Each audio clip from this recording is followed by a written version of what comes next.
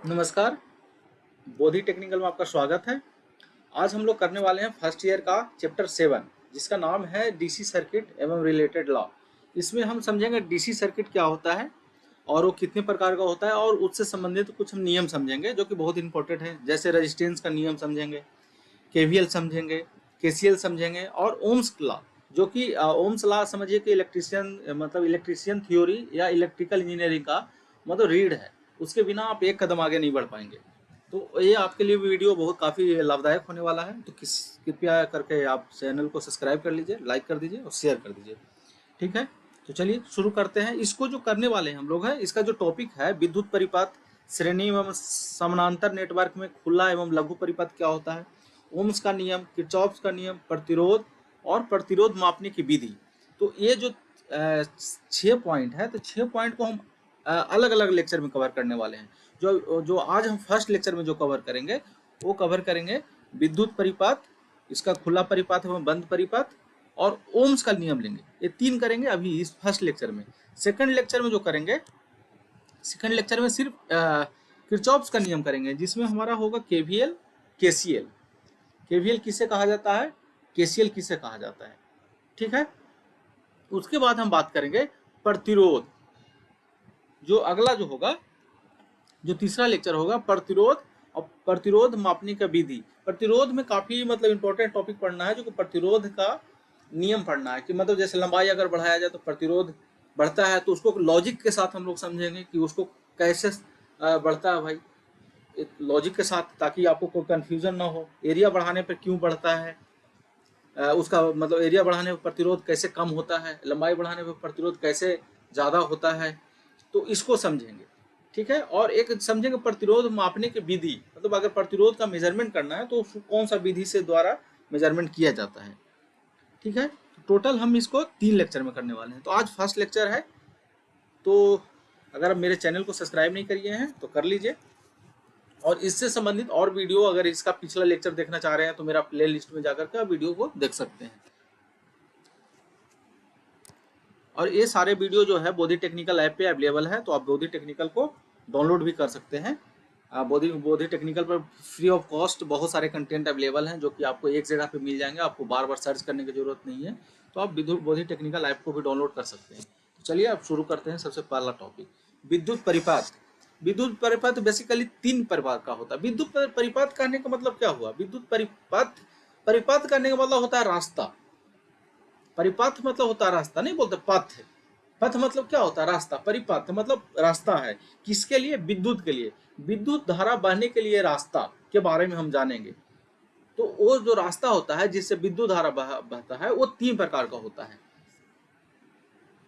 वो 3 प्रकार का होता है। वो होता है क्या, श्रेणी समानांतर और श्रेणी समानांतर।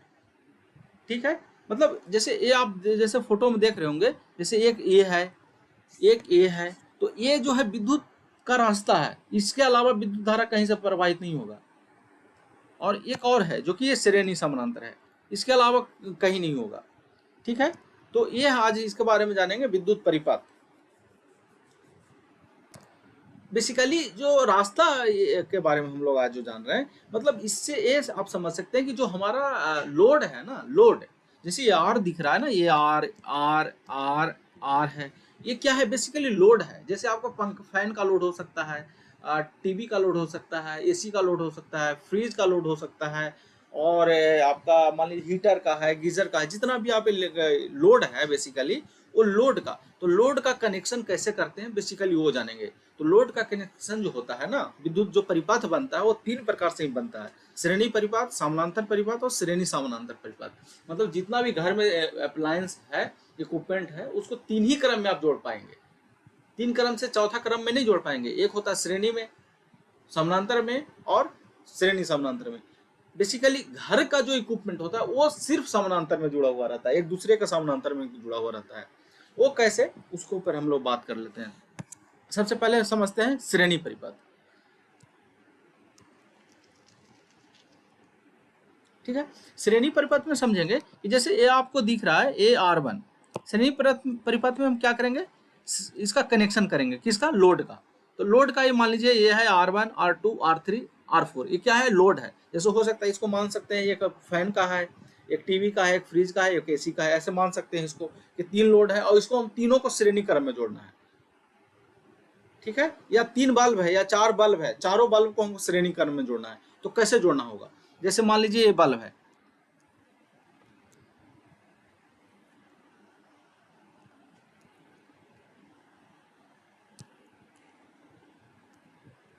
ऐसे समझिए इसको,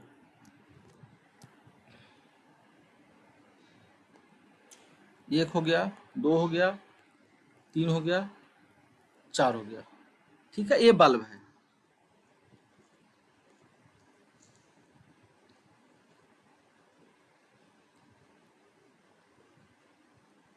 ये मान लीजिए इसको R1 है, R2 है, R3 है, R4 है। इसलिए इसको R4 या R3 का नाम दे रहे हैं ना, क्योंकि जो लोड होता है ना बेसिकली प्रतिरोधी होता है, उसमें रेजिस्टेंसी होता है। लोड जो होता है रेजिस्टेंसी का फॉर्म है, तो इसीलिए हम इसका R1, R2, R3, R4 नाम रख रहे हैं। अब इसको श्रेणी में जोड़ना है तो क्या करना पड़ेगा, मान लीजिए इसका ए है, थोड़ा छोटा कर लेते हैं इसको, ए है, ये बी है, इसका ए है और ये बी है, इसका छोर ए है और ये बी है, इसका ए है और इसका ये बी है।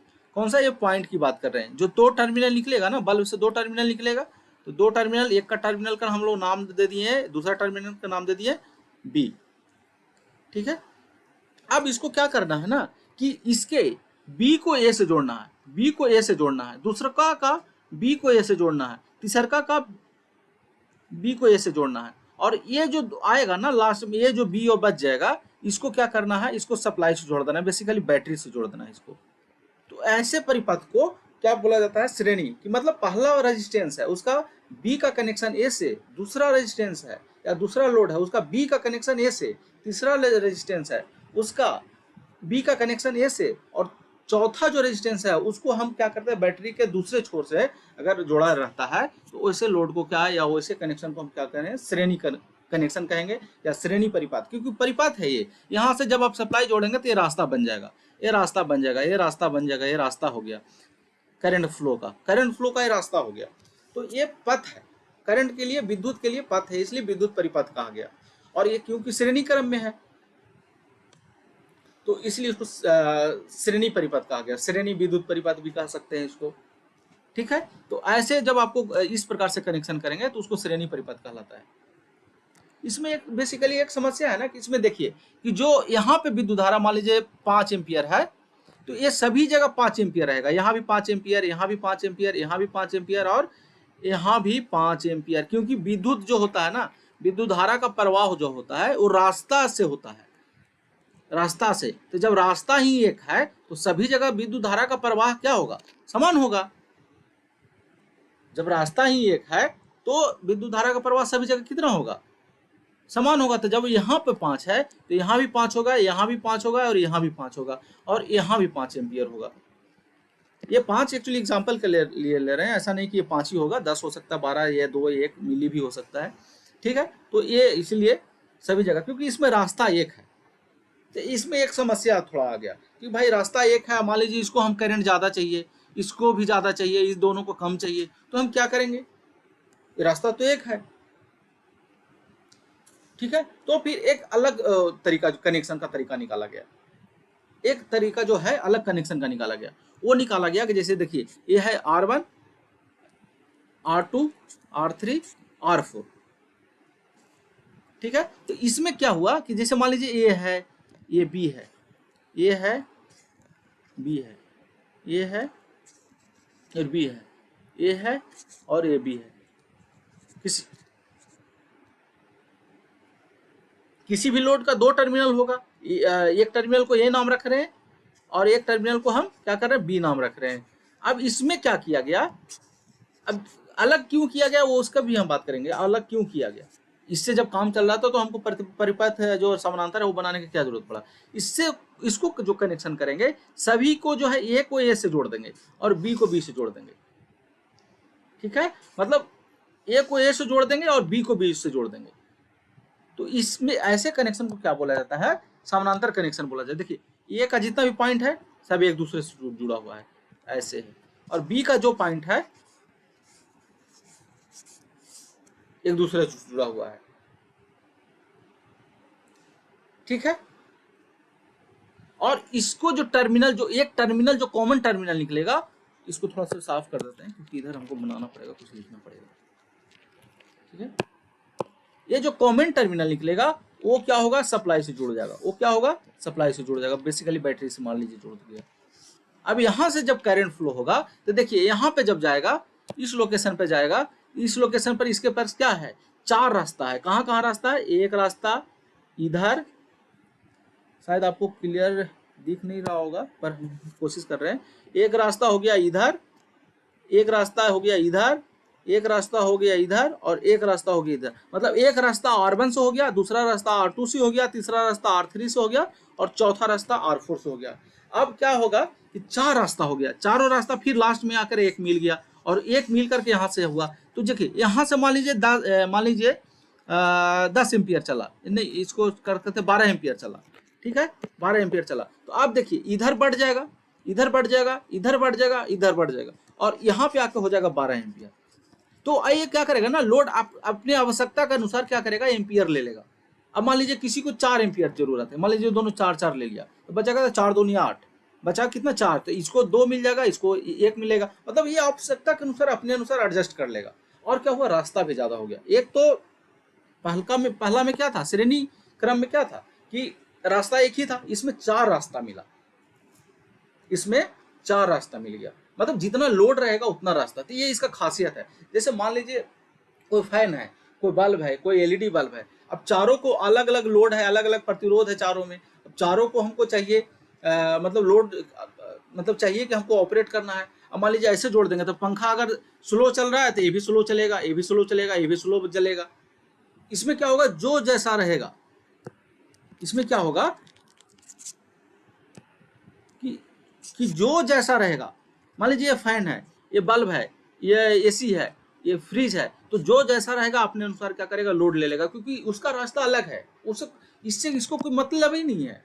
इसका रास्ता यहाँ है, इसके लिए विद्युत धारा ऐसे करके ऐसे करेंगे, ऐसे करके ऐसे चला जाएगा, ऐसे करके। इसमें एक और जो खासियत है, एक और खासियत है, देखिए क्या है।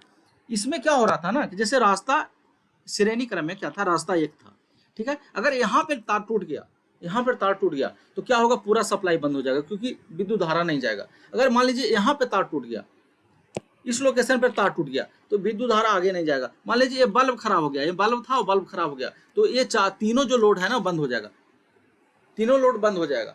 ये जैसा एग्जाम्पल के तौर पे आप समझ सकते हैं कि जब आप लरी वाला बॉल लगाते हैं दीपावली में सजाने के लिए, तो देखिएगा एक बल्ब जब उसमें खराब होगा तो बाकी उस क्रम में जो भी जुड़ा हुआ है सारा बल्ब खराब हो जाएगा, क्योंकि उसमें सप्लाई ही नहीं जा रहा है, श्रेणी क्रम में जुड़ा हुआ है। लेकिन समानांतर में ऐसा नहीं होता। मान लीजिए ये खराब हो गया, तो भाई इस बाकी के तीनों के लिए रास्ता तो अलग अलग है ना, ये तो अपना काम करते रहेगा, ऐसे कंप्लीट कर लेगा। अगर मान लीजिए ये खराब हो गया, तो ये बाकी जो है तीनों ये तीनों चलता रहेगा, अपना काम करता रहेगा, ठीक है। तो इसमें क्या हो रहा है, श्रेणी में एक ही रास्ता है, समानांतर में जितना लोड है उतना रास्ता है। तो इससे क्या होगा, उसको हमको ऑपरेट करना भी आसान होगा। इसी वजह से जो है घर का लोड जो होता है ना समानांतर क्रम में होता है। कि मान लीजिए यहाँ पे जो फैन था हमको खराब हो गया, तो बाकी जो अपना है इक्विपमेंट है वो अपना काम करते रहेगा। मान लीजिए इसमें स्विच लगा हुआ है, यहाँ पे स्विच लगा हुआ है, तो इसको जब ऑफ कर दिए तो ये अपना काम करते रहेगा। अब यहाँ पे ऑफ कर दिए तो बाकी काम करते रहेगा। लेकिन समानांतर श्रेणी में क्या हो रहा था, श्रेणी में क्या हो रहा था, श्रेणी में ये हो रहा था कि मान लीजिए यहाँ इसका स्विच है, यहाँ ऑफ कर दिए तो बाकी जो तीनों है वो तीनों ऑफ हो जाएगा। तो इसीलिए घर का लोड जो होता है ना, घर का लोड का समानांतर क्रम में कि बाकी का जो ऑपरेशन है, अगर एक का स्विच ऑफ करें या ऑन करें तो उससे बाकी पर फर्क नहीं पड़े, ठीक है। ये होगा श्रेणी। अब क्या होगा, श्रेणी समानांतर। श्रेणी समानांतर समझना आसान है कि उसका लोड है ना, कुछ जो है समानांतर श्रेणी में है और कुछ जो है समानांतर में है, समानांतर में है। तो ये श्रेणी है और ये समानांतर है। तो मतलब ऐसा परिपथ है तो जिसमें श्रेणी में भी कुछ लोड हो और कुछ जो हो समानांतर में भी हो, तो वैसे परिपथ को क्या बोला जाता है, श्रेणी समानांतर बोला जाता है। तो ये समझना नहीं है, बेसिकली समझना आपको दो है, एक श्रेणी परिपथ, एक समानांतर परिपथ। अब ऑब्जेक्टिव में बार बार पूछा जाता है कि आपका जो घर का जो कनेक्शन होता है, घर का जो लोड का कनेक्शन होता है श्रेणी में होता है समानांतर में होता है। तो ये आप जवाब देने के लिए भूलिएगा नहीं कि ये समानांतर में होता है। क्यों, लॉजिक आप समझ रहे हैं। ठीक है। एक और आपसे पूछा जाएगा कि जो घर में लरी लगाते हैं, मतलब सजाने के लिए जो बल्ब लगाते हैं दीपावली के दिन में, वो कौन सा क्रम में होता है? तो श्रेणी में होता है। ठीक है, तो ये ऑब्जेक्टिव आपसे पूछा जा सकता है, तो इसको ध्यान रखिएगा। इसको में आप कंफ्यूज नहीं हो ना, अगर मान लीजिए कभी किसी कारण बस भूल गए तो वीडियो को देख लीजिए, आपको कंफ्यूजन दूर हो जाएगा। चलिए आगे, इसके संबंधित कुछ एक इम्पोर्टेंट पॉइंट है जो कि समझना जरूरी है। ये भी काफी ऑब्जेक्टिव में पूछता है, कम्पिटेटिव में पूछता है, आपको हो सकता है एग्जाम में, इंटरनल एग्जाम में भी पूछा जाए। ठीक है, जो कि कुछ इस प्रकार का है। एक जो है श्रेणी परिपथ के लिए है और एक समानांतर परिपथ के लिए है। इसको समझते हैं कि कैसे होता है। श्रेणी परिपथ में सभी लोड में धारा समान होती है और विभवांतर अलग अलग होती है। ठीक है, इसमें क्या कर रहा है, धारा जो है समान है, धारा समान है और विभवांतर क्या है, अलग अलग है। क्या इसका रीजन है? श्रेणी में क्या रीजन हो सकता है? अभी तक तो हम देखें कि समानांतर श्रेणी में क्या है, धारा तो ठीक है समान है क्योंकि रास्ता एक है, विभवांतर अलग अलग कैसे हो गया? इसमें देखिए, इसमें बोला धारा अलग अलग है, लोड में धारा अलग अलग है लेकिन विभवांतर समान है। ऐसे कैसे विभवांतर कैसे अलग हो गया? इसमें समान हो गया, उसमें अलग हो गया। चलिए इसको समझते हैं, यहां से समझते हैं। ठीक है, ये जो फिगर बना था ना, इसी से समझते हैं।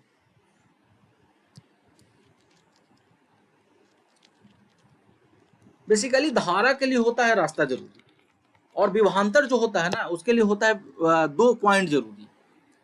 2 पॉइंट, जैसे ये मान लीजिए लोड है तो धारा के लिए चाहिए, और विभवांतर जब निकालेंगे ना तो उसके लिए ए पॉइंट और ए पॉइंट का चाहिए। यहाँ पर विभव कितना है, यहाँ पे विभव जो माइनस करेंगे वो होता है विभवांतर।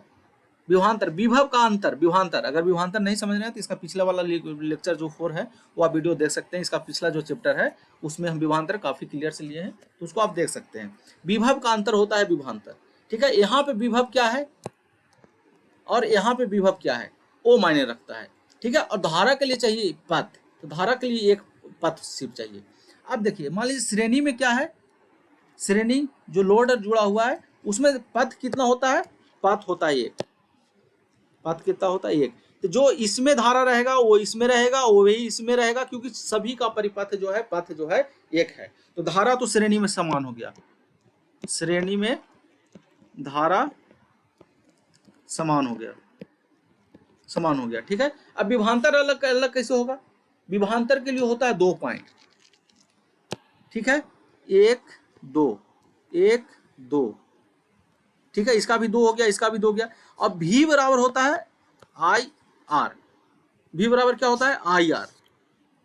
ठीक है, अब मान लीजिए आई तो समान है सब में, आई मान लीजिए 10 एम्पियर है सभी में, सभी में 10 एम्पियर है, लेकिन आर का मान तो अलग अलग होगा ना। जैसे लोड है, एक फैन है, एक बल्ब है, एक ट्यूबलाइट है, एक एलईडी बल्ब है, एक गीजर है, लोड तो अलग अलग है ना, आपका आर तो अलग है ना।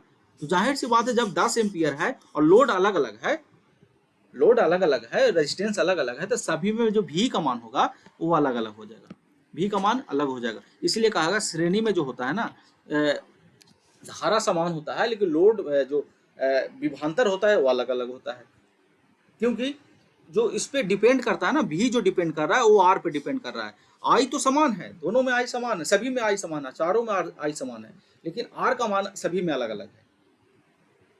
ठीक है, सभी में आर का मान अलग अलग है, इसलिए इसमें अलग अलग हो जाएगा वैल्यू किसका, भी का, क्योंकि भी बराबर होता है आई आर। ठीक है, अब नेक्स्ट में हम समझने का कोशिश करते हैं,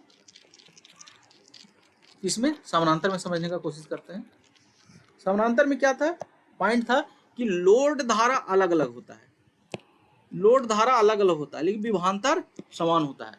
ठीक है, अब देखिए, ये मान लीजिए सप्लाई से जुड़ा हुआ है, यहाँ से धारा चला, मान लीजिए 12 एम्पियर चला। ठीक है, अब इसके लिए 4 रास्ता है, एक इधर से है, एक इधर से है, एक इधर से है, एक इधर से है। तो अगर बताइए 4 रास्ता है, चारों का मान अलग अलग है, चारों का मान अलग अलग है, मान लीजिए प्रतिरोध अलग अलग है चारों का, तो जाहिर से बात है जब प्रतिरोध अलग अलग है तो जिसका रेजिस्टेंस ज्यादा होगा उसमें करंट कम जाएगा, और जिसका रेजिस्टेंस कम होगा उसमें जो धारा होगा वो ज्यादा जाएगा।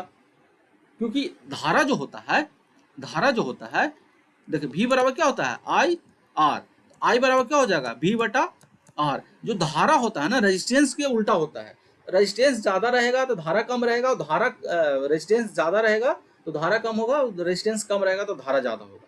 तो जाहिर सी बात है इसका लोड का धार जो रेजिस्टेंस है सबका अलग अलग है, सबका अलग अलग है, ठीक है। और रास्ता अलग, रास्ता भी अलग अलग है, रेजिस्टेंस भी अलग है, रास्ता भी अलग है। तो जाहिर सी बात है धारा क्या करेगा ना, वो रेजिस्टेंस पे डिपेंड करेगा, और यहाँ पे क्या करेगा, सब में धारा अलग अलग हो जाएगा। जैसे मान लीजिए इसमें हो जाएगा 4 हो जाएगा, इसमें 4 हो जाएगा, तो इसमें 2 हो जाएगा, 1 हो जाएगा। मतलब ऐसा नहीं कि 2 और 1 और 4 ही 4 होगा, ये डिपेंड करेगा रेजिस्टेंस कितना है उसका, उस रिस्पेक्ट में धारा जो है बढ़ जाएगा। लेकिन विभवांतर, जैसे यहाँ बैटरी जुड़ा हुआ है, ये जो बैटरी जुड़ा हुआ है इससे जुड़ा हुआ है, ये बैटरी मान लीजिए ये बैटरी जुड़ा हुआ है, वो बैटरी किससे जुड़ा हुआ है, यहाँ से जुड़ा हुआ है। तो जो बैटरी में विभवांतर होगा, जो यहाँ पे विभवांतर होगा वही यहाँ पे विभवांतर होगा, वही तो यहाँ पे विभवांतर होगा ना।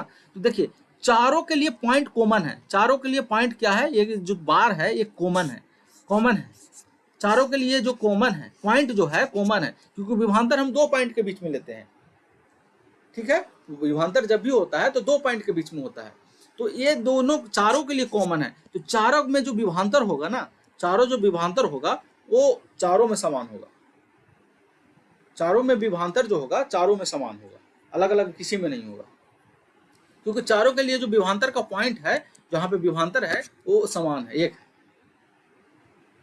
ठीक है।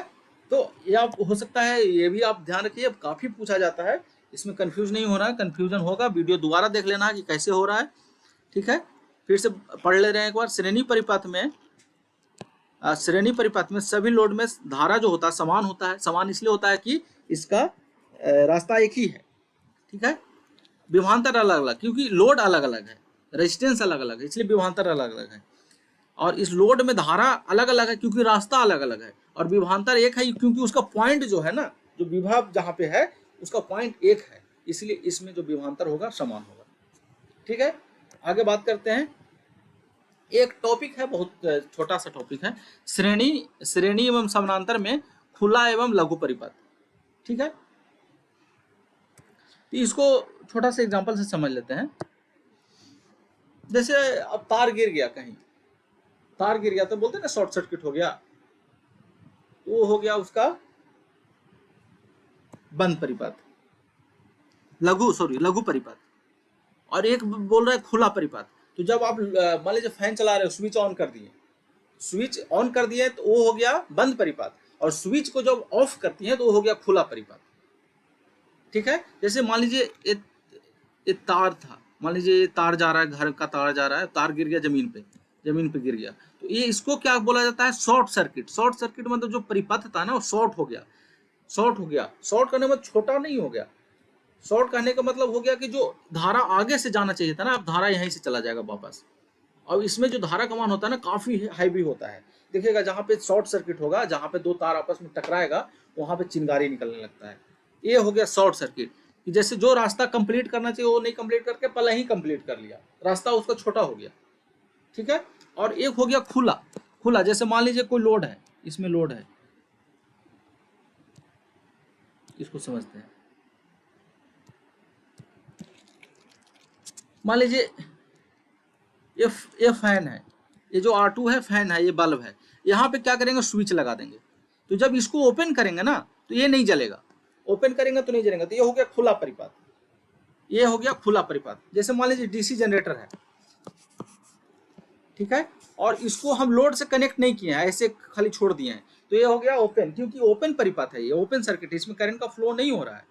ओपन परिपथ में क्या होता है, करंट का फ्लो नहीं होता है। और शॉर्ट सर्किट वाला करंट जो होता है, शायद कंफ्यूजन हो रहा होगा, देखिए 3 हो गया, ये हो गया ओपन, क्लोज और शॉर्ट। इसमें जो ओपन होता है ना, इसमें करंट 0 होता है। करंट क्या होता है, करंट 0 होता है। इसमें जो क्लोज होता है उसमें नॉर्मल होता है करंट, नॉर्मल करंट इसलिए होता है कि उसका डिजाइन ही वैसे किया गया है। जैसे मान लीजिए फैन है, फैन कनेक्टेड है, उसको आप क्लोज परिपथ मतलब स्विच ऑन कर दिए तो उसमें जो करंट जाना है वो नॉर्मल जाएगा, जितना उसको जरूरत है उतना ही जाएगा। एक हो गया शॉर्ट सर्किट, जैसे वो जो परिपथ जा रहा था, मान लीजिए दो तार जा रहा था, तार आपस में सट गया, तो उसमें जो करंट होता है ना, शॉर्ट सर्किट में जो करंट होता है वो हैवी होता है, हैवी होता है, मतलब बहुत वेरी हाई होता है, वेरी वेरी हाई होता है, बहुत ज्यादा। तो तीन हो गया, इसमें करंट जीरो हो गया, ये नॉर्मल हो गया, और ये कैसे हो रहा है वो आप जान रहे हैं। स्विच ऑन कर दिए तो ये क्लोज परिपथ हो जाएगा, परिपथ क्लोज हो गया, ये ओपन हो गया कब, जब स्विच ऑन ऑफ कर दिए। और बीच में ये शॉर्ट सर्किट हो गया, मतलब तार गर्म हुआ, तार गर्म होने से सट गया। तीन फेज जा रहा है, मान लीजिए तीन फेज जा रहा है, तीन फेज जा रहा है, थ्री फेज जाता है ना पोल से, जैसे मान लीजिए पोल है, ठीक है, पोल पे थ्री फेज जा रहा है, थ्री फेज ऐसे जा रहा है, और तीनों ये आपस में टकरा गया, तो ये क्या हो जाएगा, शॉर्ट सर्किट, क्योंकि आगे जो सर्किट जाना था ना वो कंप्लीट नहीं हुआ, यहीं से शॉर्ट हो गया। इसमें करंट जो होता है काफी हैवी होता है, काफी लार्ज होता है, ठीक है। अब हम बात करते हैं ओम्स का नियम का।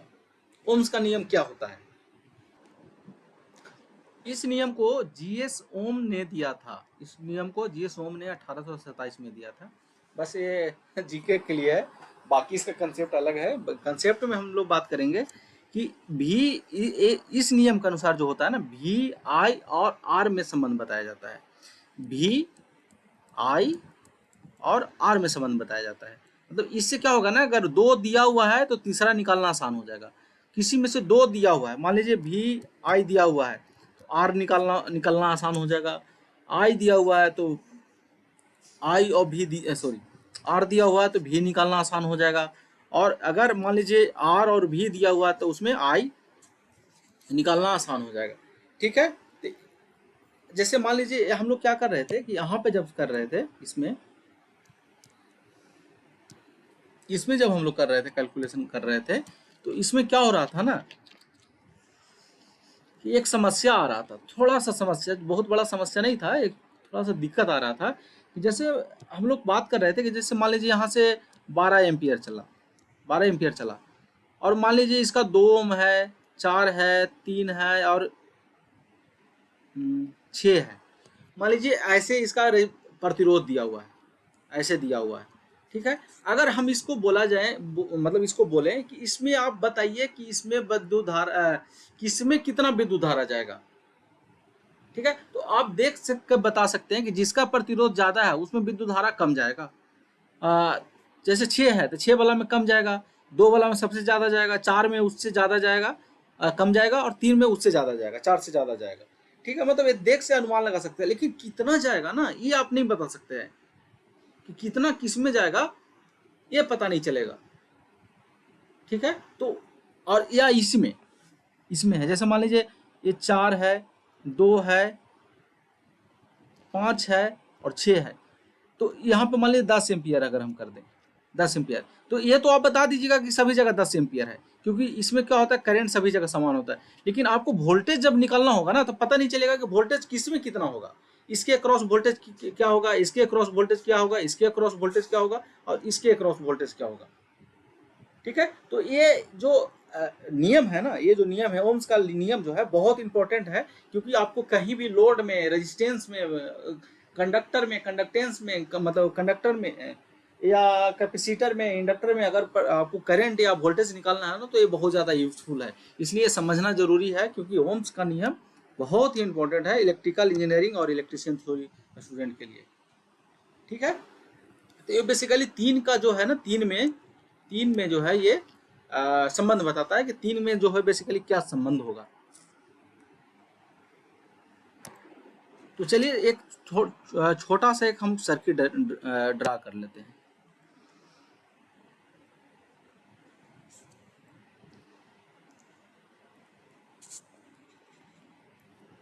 इसके क्रॉस क्या होगा, भी होगा, क्योंकि वोल्टेज कहाँ होता है, 2 पॉइंट के बीच में होता है। इसमें क्या होगा, आई होगा, और इसको क्या बोलेंगे, लोड या रेजिस्टेंस। अभी हम आर की बात करते हैं, क्योंकि लोड बार बार बोलेंगे कंफ्यूजन होगा, इसलिए रेजिस्टेंस की बात करते हैं। अब ये जो तीनों है ना, जैसे ये कोई लोड है, इसमें आई भी होगा, भी होगा और आर भी होगा। तीनों का जो अनुपात होगा ना, वो क्या होगा उसकी बात कर रहा है। तो चलिए हम इसको परिभाषा से समझने का कोशिश करते हैं।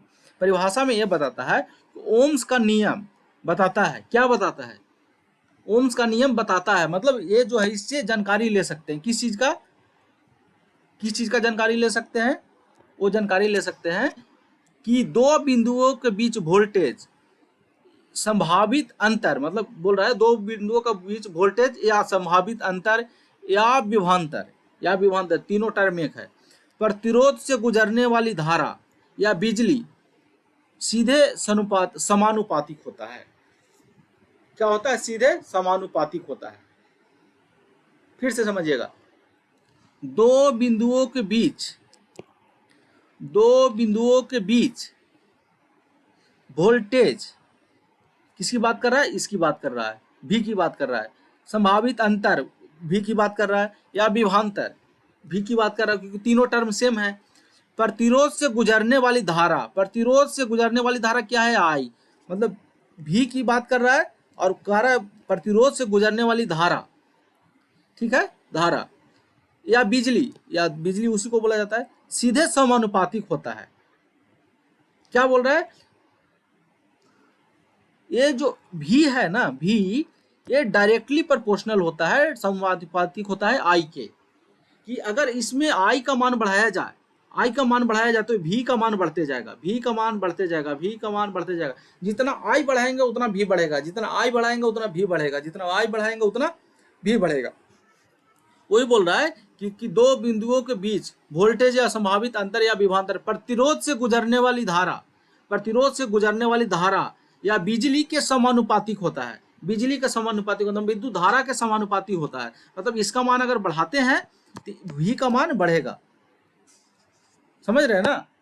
भी आई का मान अगर बढ़ाते हैं किसी भी प्रतिरोध में तो भी का मान क्या होगा? बढ़ेगा, ऑटोमेटिक बढ़ेगा, समानुपातिक होता है, ठीक है। और यह सर्किट के प्रतिरोध के भी समानुपातिक होता है। अगर इसका मान भी बढ़ाएंगे, मान लीजिए आई हम 10 फिक्स कर दिए, ठीक है, और आर का मान बढ़ाते जा रहे हैं, तो भी क्या होगा? भी का मान बढ़ते जाएगा। लेकिन आर यहाँ को क्या बोला? आर को स्थिर रखना है, इसलिए भी समानुपातिक हटाएंगे तो एक आर कांस्टेंट लगेगा, नियतांक लगेगा और आई हो जाएगा। मतलब भी बराबर जो निकल के आया, आई आर फॉर्मूला निकल के आया। ये बहुत इंपॉर्टेंट है, आप नोट कर लीजिए। भी बराबर आई आर, इसको आप नोट कर लीजिए। अब क्या होगा ना, इस तीनों को इस्तेमाल करके कहीं भी हमको वोल्टेज, करंट और रेजिस्टेंस को निकालना हो तो आसान हो जाएगा। वैसे इसमें चलते हैं, प्रीवियस स्लाइड में चलते हैं। मान लीजिए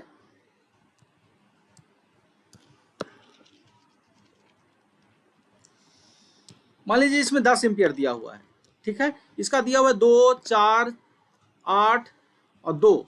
अब हम बोले आपको कि बताइए कि इस 4 में जो है वोल्टेज कितना होगा, तो जानते हैं भी बराबर क्या होता है? I R. तो भी आई कितना है? 10 और आर कितना है? 2, तो 10 दूनी हो जाएगा 20।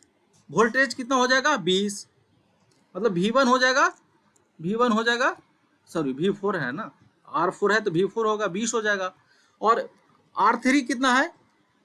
R3 हो जाएगा V3 हो जाएगा 10 गुने 8, 80। R2 हो जाएगा 40 और R1 हो जाएगा 20। तो देखिए आपको इसके जो V बराबर आई आर है, V बराबर आई आर का हेल्प से आप सभी भी लोड है, जितना भी लोड है उसमें आप क्या किए? वोल्टेज का मान निकाल लिए, ठीक है। तो ये इसमें सहायक होगा। यहाँ भी निकालने की जरूरत होगा करंट का, क्योंकि यहाँ पे तो जान रहे वोल्टेज समान होगा दोनों पॉइंट पे, सभी में वोल्टेज समान होगा, क्योंकि परिपथ क्या होता है? समानांतर परिपथ में वोल्टेज जो होता है समान होता है। तो जब इसमें आई का मान निकालना होगा तो ये फॉर्मूला निकाल के हो जाएगा आई बराबर भी बटा आर। तो आर दिया हुआ रहेगा और भी दिया हुआ रहेगा, तो आई निकल जाएगा किसमें? सभी में, इस सभी लोड में निकल जाएगा, ठीक है। तो ये बहुत इंपॉर्टेंट है, तो इसको आप नोट कर लीजिए। अब इसमें यही बताया जा रहा है, देखिए इसमें यही बोल रहा है, जैसे ये आई है, ठीक है, ये आई है, अब बोल रहा है कि यहाँ पे हमको भी लगाना है। मान लीजिए यहाँ पे हम वोल्ट मीटर लगा दिए, इसके अक्रॉस इसके अक्रॉस। वोल्ट मीटर को हमेशा जिसके अक्रॉस में वोल्टेज नापना होता है उसके पैरेलल में लगाया जाता है, ये ध्यान रखिए। अभी हम इसका बात नहीं करेंगे, बाद में बात करेंगे, लेकिन इतना ऑब्जेक्टिव के तौर पे आप ध्यान रखिएगा, ठीक है। वोल्ट मीटर पैरेलल में लग गया, ठीक है, ये वोल्ट मीटर है। अब क्या होगा, इसमें बोल रहा है कि ये मान लीजिए बैटरी से कनेक्टेड है, बैटरी से कनेक्टेड है। अब यहाँ रियोस्टेट लगाया हुआ है, मतलब वेरिएबल रेजिस्टेंस लगाया हुआ है। इससे क्या होगा, इसको कम बेसी करके आई का मान को घटा सकता है या बढ़ा सकता है, कम या ज़्यादा करेगा। तो इसके अक्रॉस जो वोल्टेज होगा ना, इसके अक्रॉस जो वोल्टेज होगा, इसके अक्रॉस जो वोल्टेज होगा वो कम या ज़्यादा होगा। अगर आई का मान जो है बढ़ा रहे हैं तो भी का मान क्या होगा, बढ़ेगा, भी का मान भी बढ़ेगा। और आई का मान कम कर रहे हैं, मान लीजिए आई का मान कम कर रहे हैं तो भी का मान क्या होगा, कम होगा, ठीक है, क्योंकि डायरेक्टली प्रोपोर्शनल है। भी बराबर होता है आई आर। और आई का मान कहाँ से कम कर रहे हैं, यहाँ से कम कर रहे हैं। कहाँ से, रियोस्टेट लगा करके, रियोस्टेट लगा करके हम लोग आई का मान कम कर रहे हैं। अब यहाँ पे वोल्ट मीटर लगा देंगे, वोल्ट मीटर लगा देंगे तो उसका मेजरमेंट आएगा। जब आई का मान बढ़ेगा तो भी का मान बढ़ेगा, और भी का मान आई का मान कम होगा तो भी का मान कम होगा। ये कुछ नहीं है, ये फार्मूला के लिए है।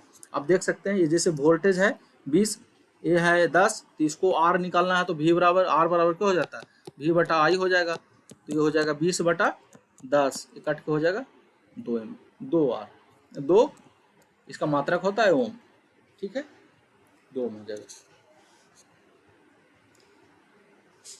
ये ट्रायंगल है, या फार्मूला तीनों याद कर सकते हैं इस प्रकार से कुछ। बाकी आपको बेसिकली एक याद रखना है, भी बराबर आई याद रखना है। बाकी आपको एक दूसरे को मतलब इधर उधर कर करके, राइट लेफ्ट कर करके आप निकाल सकते हैं।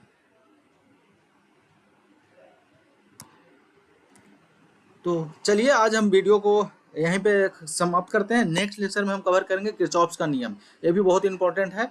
जैसे इसमें क्या हो रहा था ना, ओम का नियम किसी एक में निकालना है। अगर मान लीजिए हम 10 लगा दिए या 20 सर्किट लगा दिए तो उसमें कैसे निकालेंगे, तो इसका इस्तेमाल करके हम निकालेंगे। अप्लाई होगा ओम का नियम ही, लेकिन ये जो प्रक्रिया जो बताया गया, तरीका जो बताया गया, ये किरचॉफ्स का नियम, तो इस भी इम्पोर्टेंट है। इसको भी आप देखिएगा, भूलिएगा नहीं, मतलब देखना, मतलब देखिएगा, समझिएगा कैसे काम करता है, ठीक है। तो चलिए आज हम यहीं समाप्त करते हैं। अगर मेरा बोधी टेक्निकल ऐप डाउनलोड नहीं किया है तो बोधी टेक्निकल ऐप आप प्ले स्टोर से जाकर के डाउनलोड कर सकते हैं। इस वीडियो अगर आपको अच्छा लगा है तो शेयर करिए, लाइक करिए, और चैनल को, यूट्यूब चैनल को सब्सक्राइब करिए, ताकि मेरा भी मनोबल बना रहे और आपके लिए हम अच्छे से अच्छे काम कर सकें।